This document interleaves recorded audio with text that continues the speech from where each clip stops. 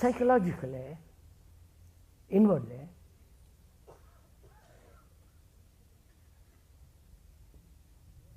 we human beings, wherever we are the world, psychologically. The world is us. The world is me, and the world, I am the world. And that is a psychological, absolute fact.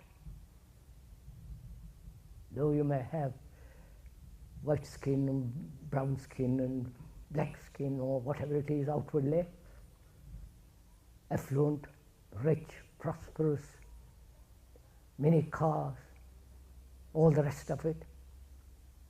Or you may be very poor, but inwardly, deep down, we're all the same.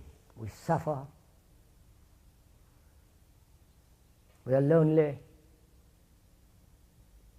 we are in sorrow, conflict, misery, confusion, depending on somebody to tell us what to do, how to think, what to think. We are slaves to propaganda from the various churches and various religions, sects. That's what's happening all over the world, not only politically, by the experts, by the governments and so on, but inwardly, deep down, we are slaves to propaganda. We are conditioned human beings, whether we live in India, America, or here.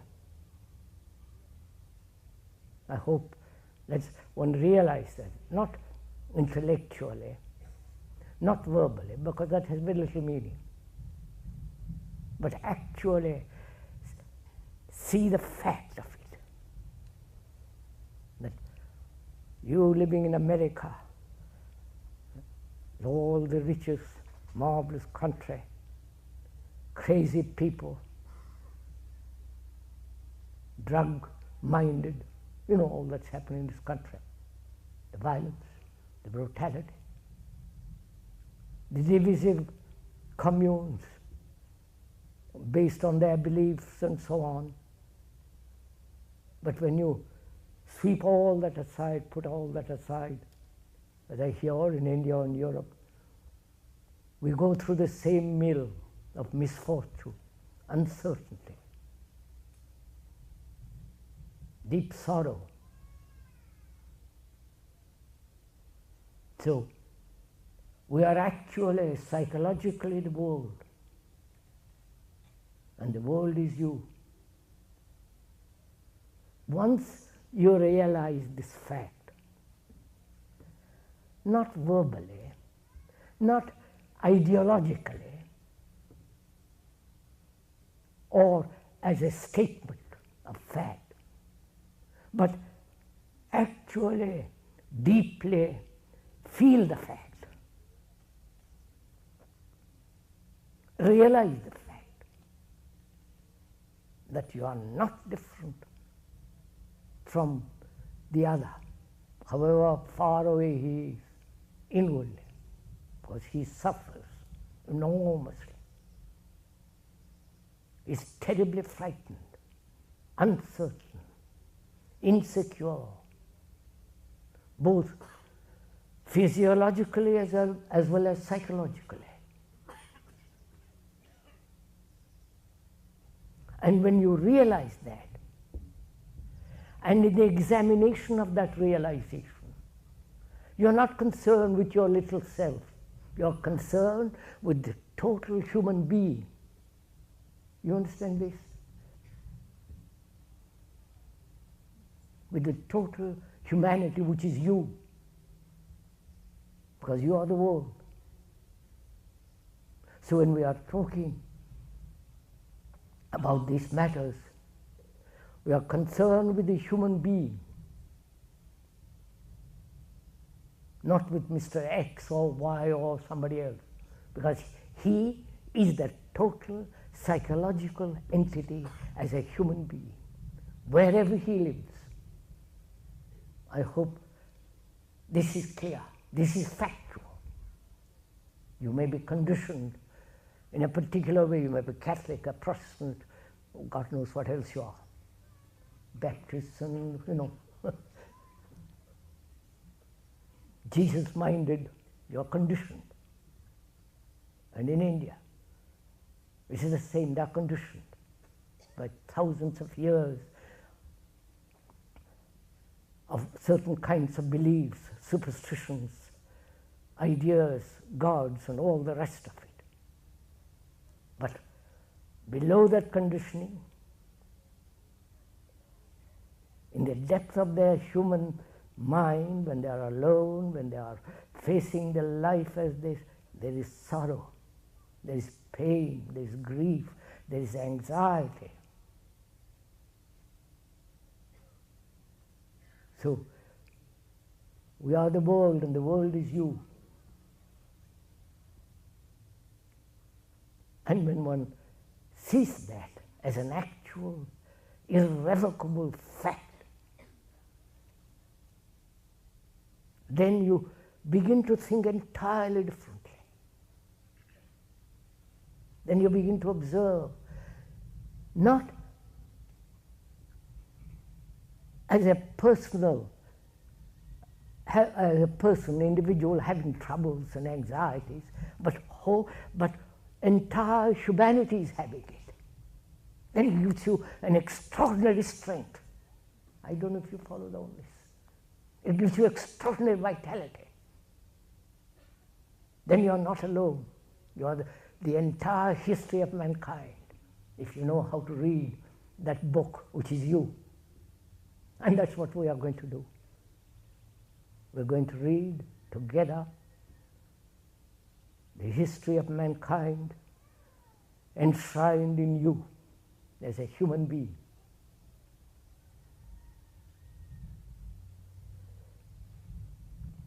This is not rhetoric. This is not a verbal explosion. But a serious fact to be deeply concerned with, a fact which we deny, because we think we are so individualistic. We are so concerned with ourselves, with our petty little problems, with our little gurus, with our little beliefs. But when you realize an extraordinary fact, then either it gives you tremendous strength, a great urgency to investigate and transform oneself, because you are mankind.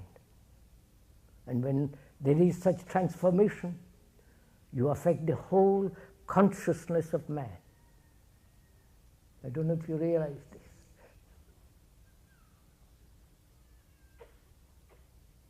You actually affect the whole consciousness of man, because you are the entire humanity. And when you change fundamentally, deeply, when there is psychological revolution in you, then naturally, as you are part of that consciousness of a human being, which is the rest of the humanity, the consciousness of the world is affected. You see the reason of this, the logic of this. Your consciousness is affected by the various prophets, the various warmongers, Hitler, Mussolini, Stalin. All these people have affected mankind. But we are not aware of it. And what we are going to do together during these talks to penetrate the layers of our consciousness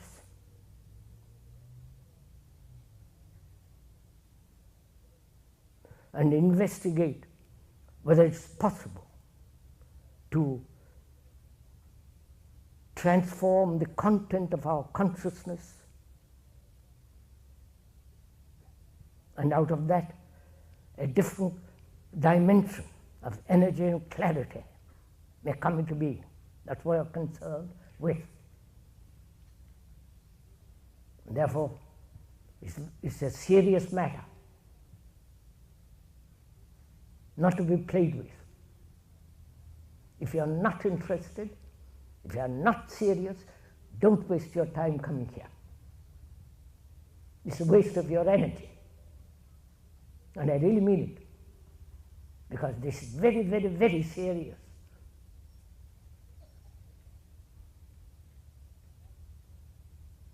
And it is a voluntary, not a thing that you are persuaded or rewarded, because our conditioning is reward and punishment. But in investigating our consciousness, which is the entire consciousness of mankind,